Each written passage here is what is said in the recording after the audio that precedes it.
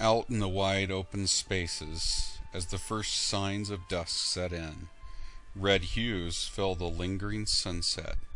Day is ending. Soon night begins. I make a fire for the night.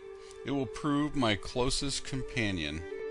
As light and warmth permeate, there is still loneliness in this canyon.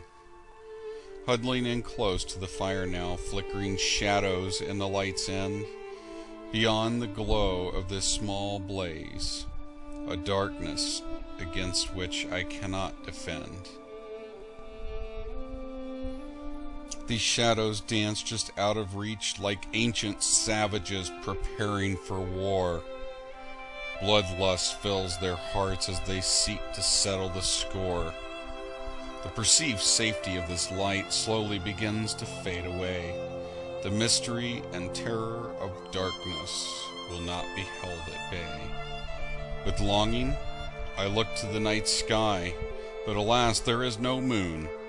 Without adequate fuel for this fire, darkness will overcome me soon. My preparation for this night was poor. I had not gathered adequate wood. The insidious darkness grows ever closer, threatening to destroy all that is good.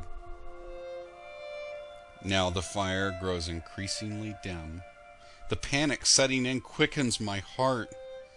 I hear snickering and howls in the darkness as the unknown threatens to tear me apart. Instincts of fight or flight course through my terrified mind, yet there's nowhere to run, no way to fight. These forces are hidden and I am blind.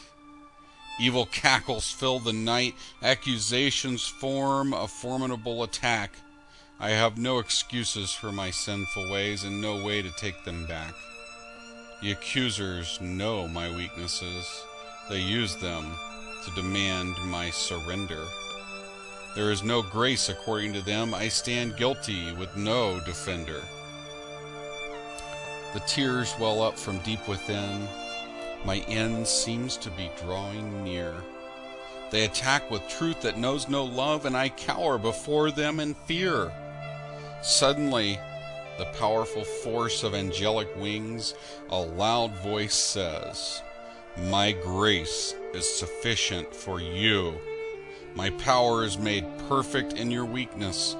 Joy fills me, for I know that this is true. The shrieks now emanate from my tormentors. They cannot stand the presence of perfect love. Their lives are drowned out by His mercy and grace, which pours down freely from above. The dwindling fire that was my safeguard suddenly springs to life like a fiery furnace. Now its brightness pierces right through the night, and the demons flee in earnest. I am still there, no longer alone. As I bask in the warmth of His true grace, I avert my eyes from the brilliant glow, but find myself overjoyed as I see His face. Shame has to be one of the most painful emotions we can experience. Coupled with its close cousin guilt, they hobbled me for years. Each time I began to believe in and apply grace in my life, shame crept up to remind me of my past actions and my undeniable guilt. The enemy loves to point out to me all of my shortcomings, and there are many. The truth is that I may not be worthy to talk about the good news. Perhaps that is more suited for someone who has always made the right choices. But then I have to wonder, who knows more about grace, the saint or the sinner? Jesus said plainly that He came for the sin sick, not the spiritually fit. I certainly know what it means to be sick with sin. Paul says in Romans 5, "But sin didn't and doesn't have a chance in competition with the aggressive forgiveness we call grace. When it's sin versus grace, grace wins hands down."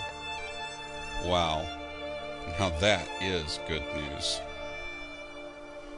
Are you living in shame? Does the enemy point his finger at you saying guilty? I'm here to tell you the good news of grace. Sin doesn't stand a chance against it. So with this abounding grace available to all who call Christ their master, maybe it's time to stop focusing on our shortcomings. Maybe it's time to begin focusing on His face. He doesn't seek to condemn. He seeks to redeem us with His perfect love. Whether you know Him right now or not, you can call His name. Maybe it's time you got to know one another.